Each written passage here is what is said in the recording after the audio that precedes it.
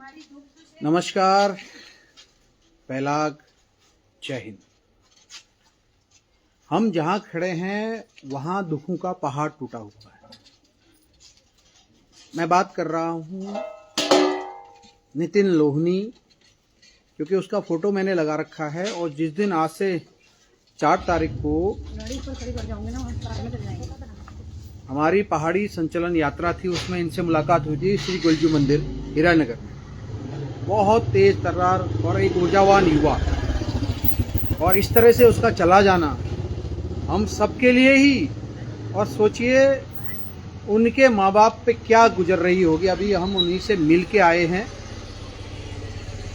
अभी उनके माँ से भी मिल के आए हैं, उनकी बहनों से भी मिल के आए हैं, उनके पड़ोसियों से भी बात हुई है, उनके पिताजी से भी मिल के आए हैं, जो फपक फपक कर रो रहे हैं कि क्या गलती थी मेरे बेटे की। सोचिए, एक व्यक्ति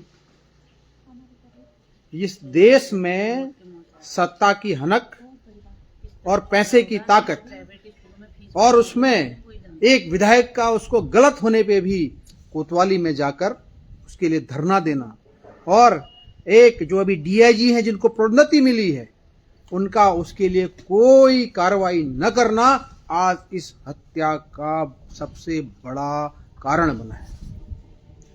इतनी सामर्थ्य आई कहां से, इतनी ताकत आई कहां से, इतनी सोच आई कहां से कि अगर मैं किसी को भी मार दूं तो मुझे क्या होगा, कौन क्या करेगा।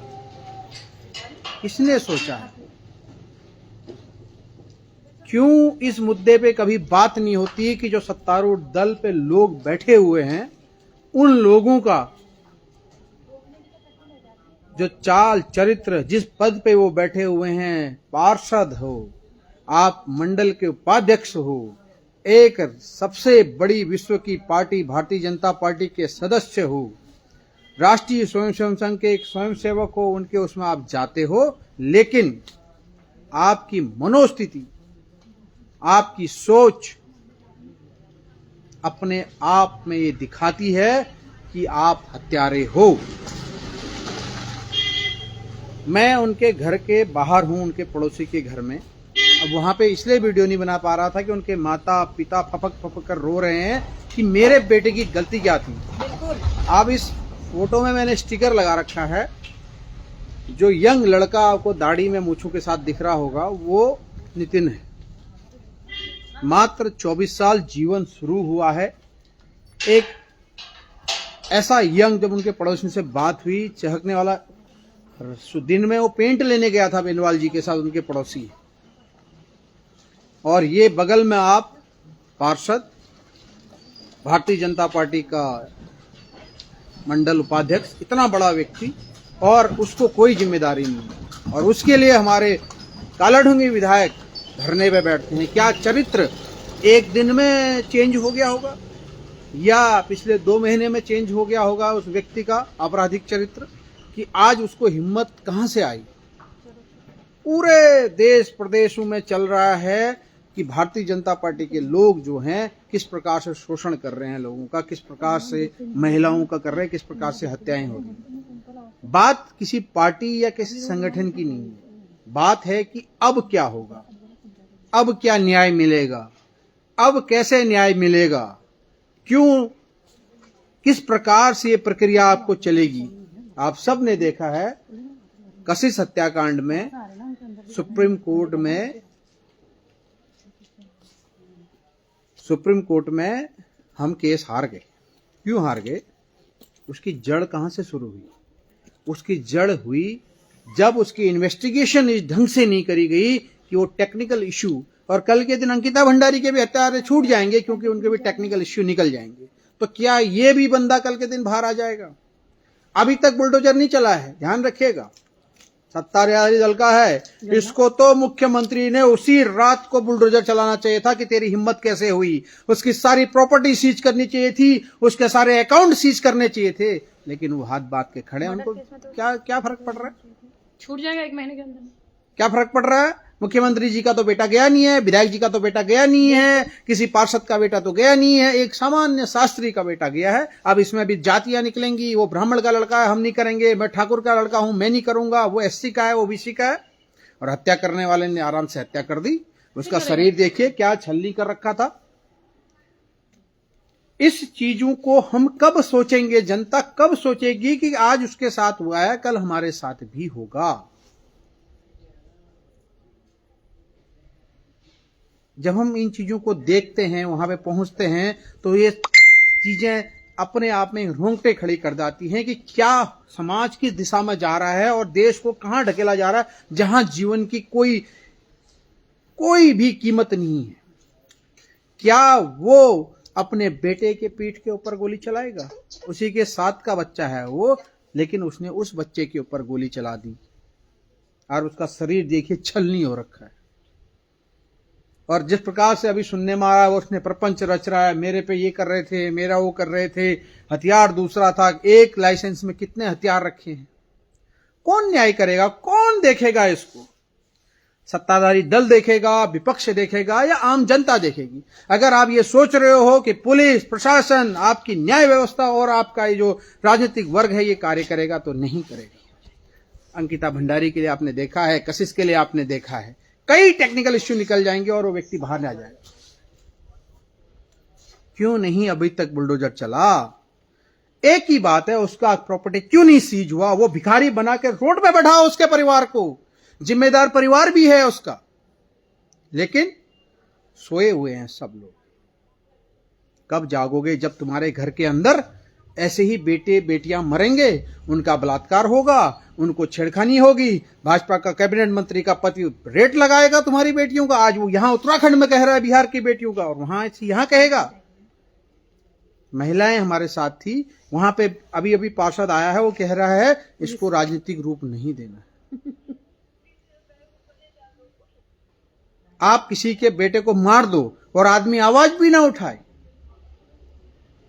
पुलिस अपना काम कर रही है, लेकिन भरोसा क्या है कि कल मैनिपुलेट नहीं होगा या इन्वेस्टिंग अफसर उतना पूरा डीपली उनको इन्वेस्टिगेट करेगा। क्योंकि अगर उस समय उसको सजा मिली होती तो आज ये एक बच्चा अपनी जान से हाथ नहीं धोता। हमारे साथ हमारी पहाड़ी आर्मी की जिलाध्यक्ष और नगर अध्यक्ष दोनों हैं। आइए बात करते हैं उनसे, उनको क्या कहना है इस बारे में और क्या उनका एक उस चीज को देखा हुआ घटनाक्रम है। क्योंकि इनकी भतीजी के साथ भी सेम घटनाक्रम हुआ था, तब भी पुलिस ने कहा था कि आत्महत्या है। मैं बात कर रहा हूं प्रेमा मेयर की, उसके बाद मैं जाऊंगा कविता जीना के पास।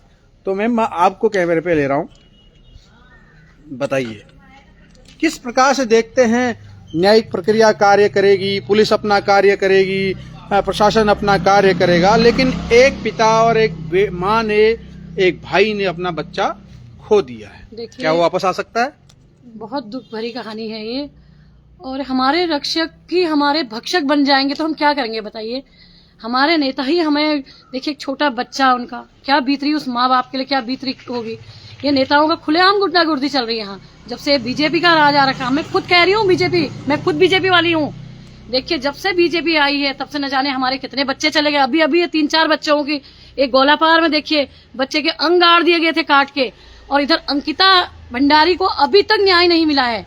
अंकिता भंडारी को अभी तक न्याय नहीं, एक कशिश, एक बच्ची, उसको नहीं, क्या है, क्या मानेंगे, क्या ये हमारी क्या रक्षा करेंगे ये लोग? कैसे हम सोचेंगे कि हमारी रक्षा करें? कैसे हमारे बच्चों का रोड में चलना मुश्किल हो जाएगा? खुलेआम गुंडागर्दी चल रही, कोई कार्रवाई नहीं हो रही उस पर। सरकार कोई कदम नहीं उठा रहे हैं, न हमारे मुख्यमंत्री जी सुन रहे हैं। वो जो लोग कानून, जो वहां पर लड़ाई लड़ने जा रहे हैं, उनसे कुछ नहीं कह रहे हैं। जो निर्दोष हैं उनको अंदर कर रहे हैं, उन पर अत्याचार कर रहे हैं। देखिए उस बाप का बेटा खोया है, 22 साल का बच्चा, जबकि उसको गोली घर में आके, उसके वहां घर में गया था, उनके बेटे ने उसको बुलाया था, उसका दोस्त था वो, उसको गोली मार दी उन्होंने वहां पे। अब देखिए कितनी शर्म की बात है ये समाज में रहना मुश्किल हो गया है हम लोगों का, बच्चों का रोड में निकलना मुश्किल हो गया है। मैं तो कहती हूँ ऐसे नेताओं को क्या वोट दें हम, इनको वोट के लिए हमारे दरवाजे पे आते हैं। मतलब ये कह रहे हैं कि आप बच्चे पैदा मत करो, अगर बेटी को पैदा करोगे तो उसका ये बलात्कार करेंगे, उसका 10,000 से लेके 25,000 तक का रेट लगाएंगे, और नहीं तो उसको बिस्तर में सुलाने का कानून लेके आएंगे। एक्स्ट्रा सर्विस मांगते हैं ना बच्चों के लिए, अपनी बेटियों के लिए मांगे, अपनी बहनों के लिए मांगे। मैं तो कह रही हूँ एक्स्ट्रा सर्विस अपने बच्चों के लिए मांगे। जब इन नेताओं का बच्चा जाएगा ना तब इनको पता चलेगा कि क्या होता है एक बेटा और एक बेटी का दुख, जिसके बच्चे चले जाते हैं उस पर क्या बीतती है, ये पता रहता है। तो इनको पता कुछ नहीं है, ये खाली नेता बन गए हैं, इनको चलाना कुछ नहीं आता, ये नहीं चला सकते हैं। इनको तो निलंबित करना चाहिए सबको, कुर्सी छोड़ो इनसे कहो। मैं तो यही कहना चाहूंगी क्योंकि हमारी भी बच्ची गई है, इसलिए मुझे बहुत दर्द होता है, ये मैं बोल नहीं सकती हूँ दर्द में।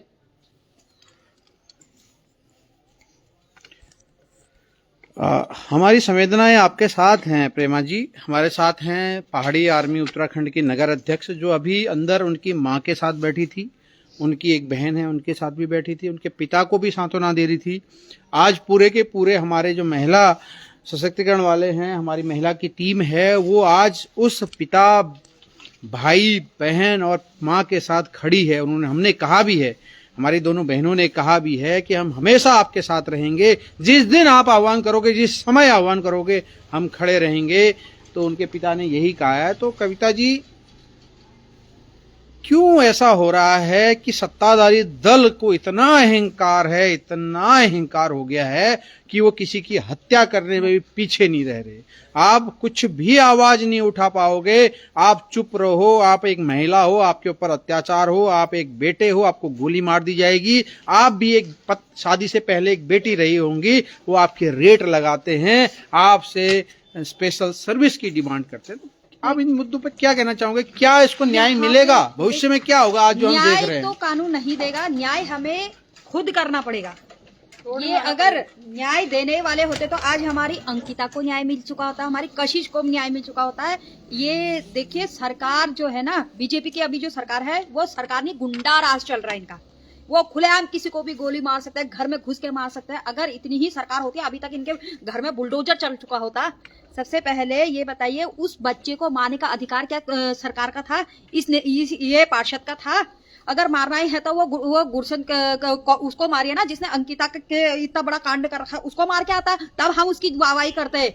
बॉर्डर पे जाता, वहां जाता तो खुलेआम ये जो इसका चल रहा है, ये खुलेआम गुंडागर्दी बोलते हैं इसे। तो ऐसे इंसान को ना, इसके भी सीने में ऐसी छन्नी करनी चाहिए। अरे इसको तो रोड में आके आग लगा देना चाहिए।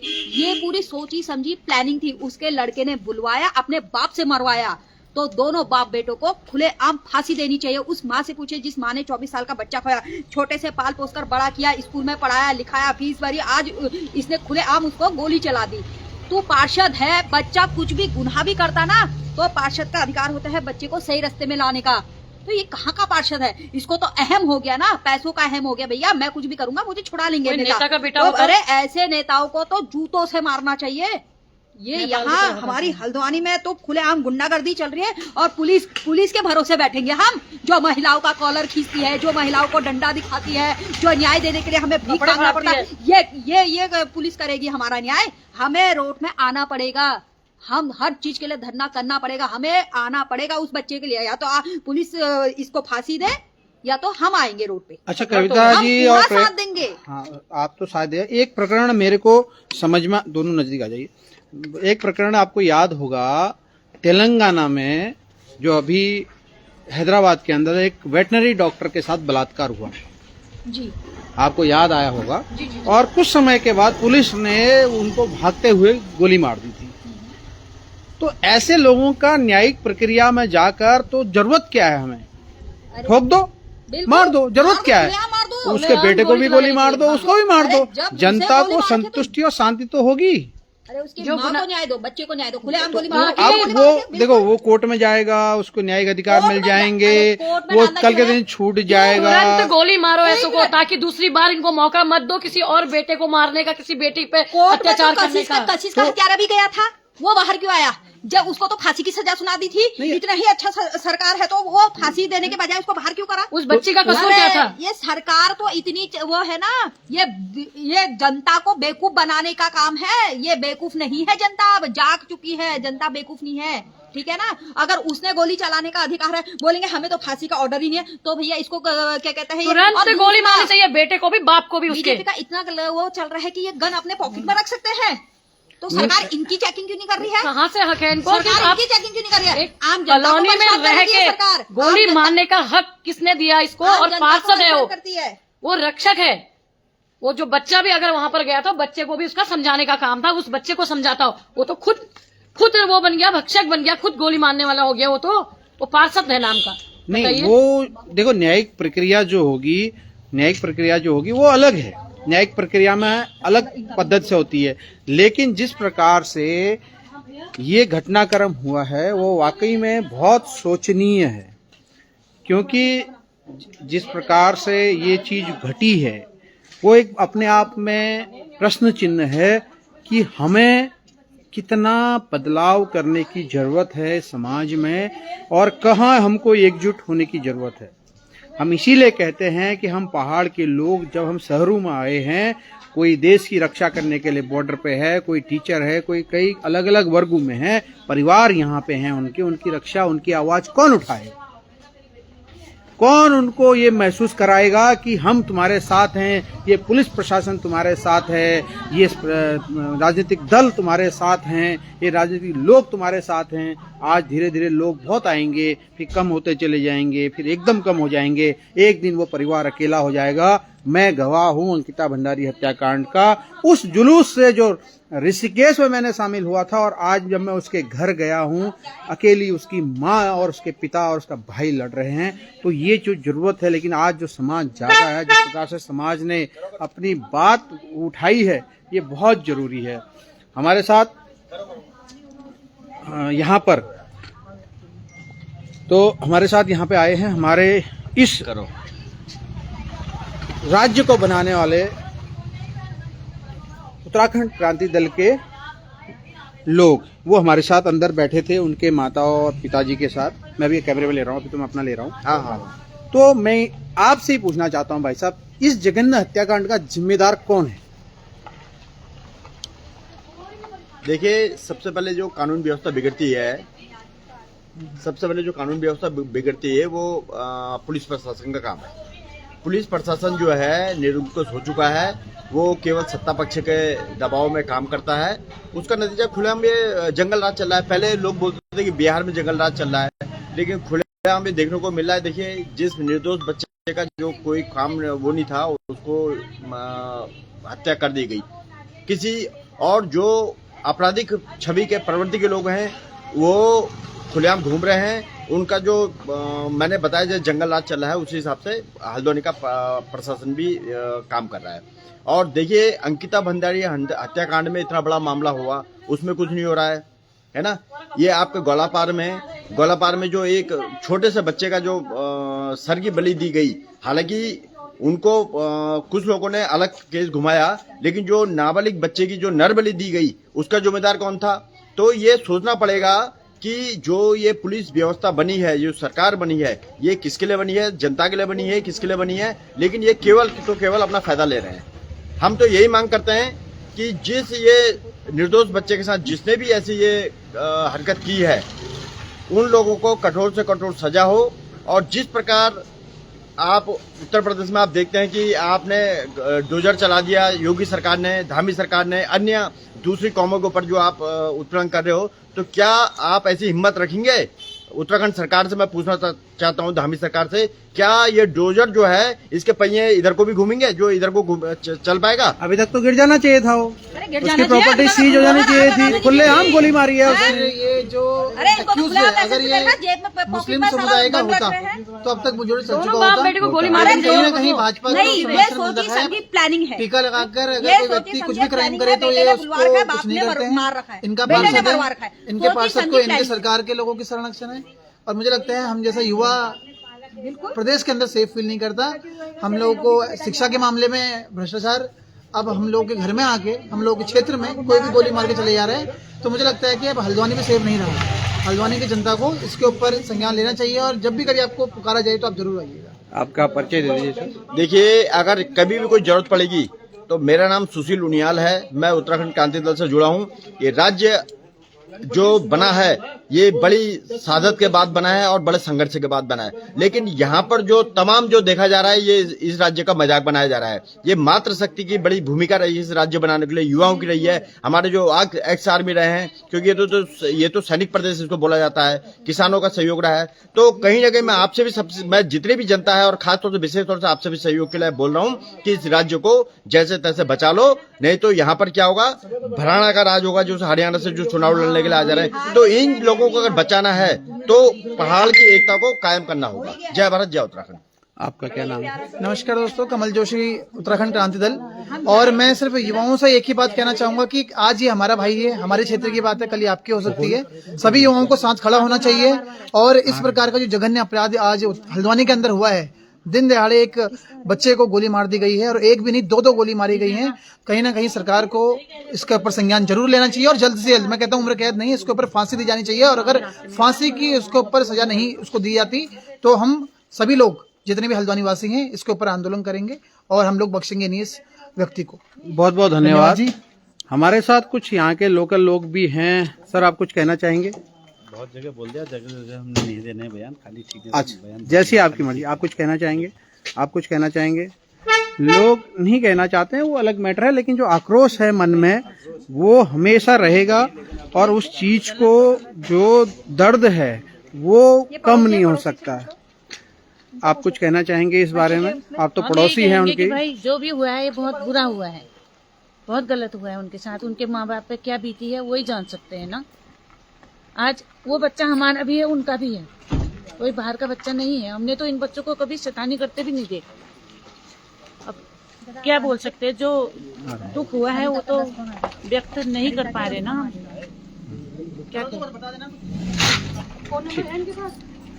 आप कुछ कहेंगे सर?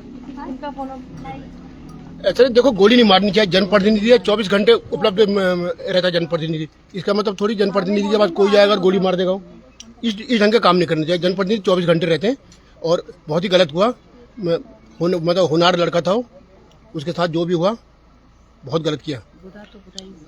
हम सिर्फ यही डिमांड करते हैं कि सरकार को हम देख रहे हैं वो क्या कार्य करते। अगर इतनी हिम्मत है आपके अंदर और वाकई में आप न्यायप्रिय हैं, तो उसका वो होटल, उसकी सारी प्रॉपर्टी, उसका घर, वो बंदा अपना रोज एक एक पाई के लिए मोहताज होना चाहिए, भीख मांगना चाहिए उसका परिवार, क्योंकि वो भी पूरा जिम्मेदार है। तब वो दर्द कम होगा उसका, थोड़ा सा उसके माँ बाप का।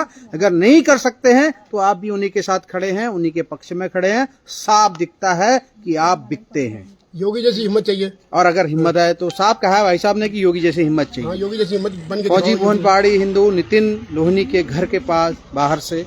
और आप लोगों से जरूर कहूंगा, जीवित रहिए, विरोध कीजिए, गलत का विरोध कीजिए, और न्यायिक प्रक्रिया से तो पूरा हो जा रहा है। और विरोध करना अगर आप चाह रहे हो तो ऐसे गोली मार दी जा रही है। जो विरोध गलत का विरोध करता है वो बुरा